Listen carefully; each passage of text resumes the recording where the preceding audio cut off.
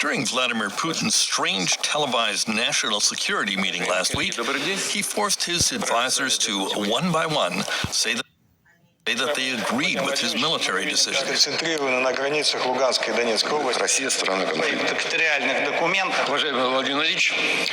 He publicly humiliated Sergei Narishkin, head of foreign intelligence, for stumbling over his lines and suggesting perhaps the worst could be avoided through more negotiations with Ukraine.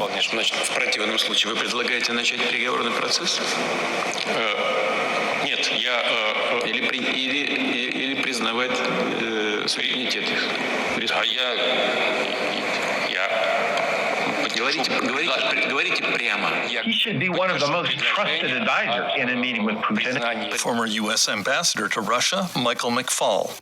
When he even got the verb tense wrong, Putin berated him. And that is an illustration that none of those people in the room have any sway with Putin. I used to work with all those people in that room when I was ambassador. I know every single one of them. There's no such thing as an advisor to the president in Russia today. Journalist Zoya Sheftalovich grew up in the Soviet Union and now covers NATO and Russia for Politico. It's a classic mistake that is made by all tyrants, and that mistake is surrounding yourself only with people who say yes, only with sycophants.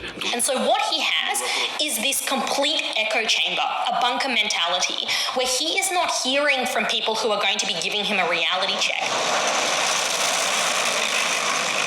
Even if no one is speaking out to Putin, Russians can see evidence of a stalled invasion and military chaos on the ground, not the smooth takeover of Ukraine that was clearly expected. Russian-born American journalist Masha Gessen says Putin underestimated the Ukrainian people who overthrew a Russia-backed president 8 years ago. These are people for whom dying for their freedom is not an abstract idea. It is a part of their lived experience of the last 8 years.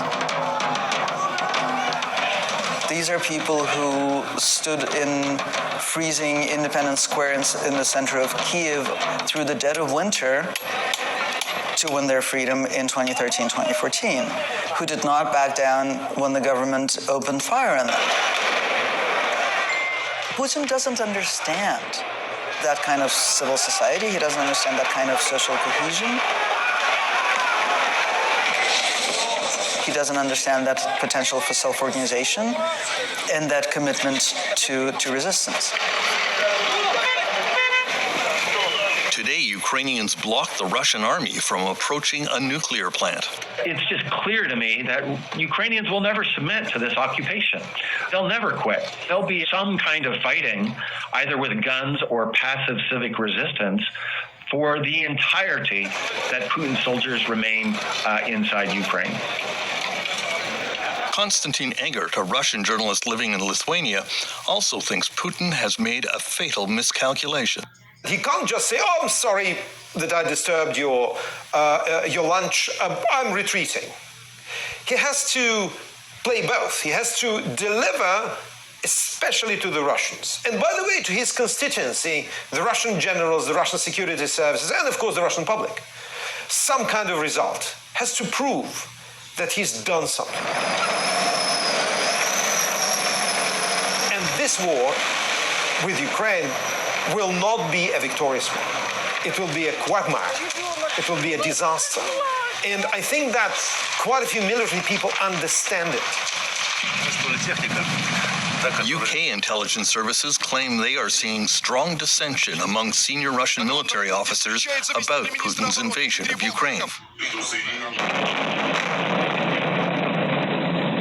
If you're a high-level person in the military, if you've seen how successful operations run, if you've run successful operations in the past, there's no doubt you're looking at a completely mishandled and bungled invasion of Ukraine. І вам ще дуже пощастило, тому що ви тут. The internet is now flooded with unverified Ukrainian army videos of captured young Russian soldiers who say they had no idea what they were getting into.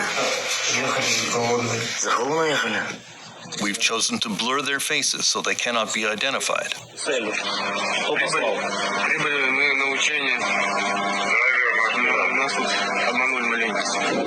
look like they're babies. They look like they have no idea what's happening. They don't look like hardened soldiers. They've been told that they're fascists ruling Ukraine and they're coming to liberate them, and they're stunned when they're not greeted as liberators. Russia has shattered peace on the European continent. What we have warned against. On Monday, facing worldwide condemnation, Mr. Putin lashed out at the West, calling it an empire of lies. A recurring topic in recent days, questions whether Vladimir Putin is in his right mind. Many who have watched him for years are not so sure. Journalist Ann Applebaum has written many books about Russia. He seems to have hardened his views. He seems to be much less rational. He seems almost fanatically determined to eliminate Ukraine from the map in a way that does sound almost genocidal. I mean, the kind of language that he's using is about not recognizing the existence of Ukrainians, wanting to eliminate them, wanting to remove them. He has become obsessed with the West. Thinks we're out to get him. He thinks we're out to destroy his regime. And at the same time as he's developed these scary ideas, and as I watch his speeches lately, they seem increasingly disconnected from reality. And when he throws in a nuclear threat, that really means, in my view, he's becoming increasingly unhinged. It was chilling to watch the moment when Putin made that nuclear threat. And General Gerasimov and his defense minister, Minister Shoigu, were there. The expressions on their faces communicated a lot of intelligence to me. They did not seem thrilled with this new order to get their nuclear forces ready.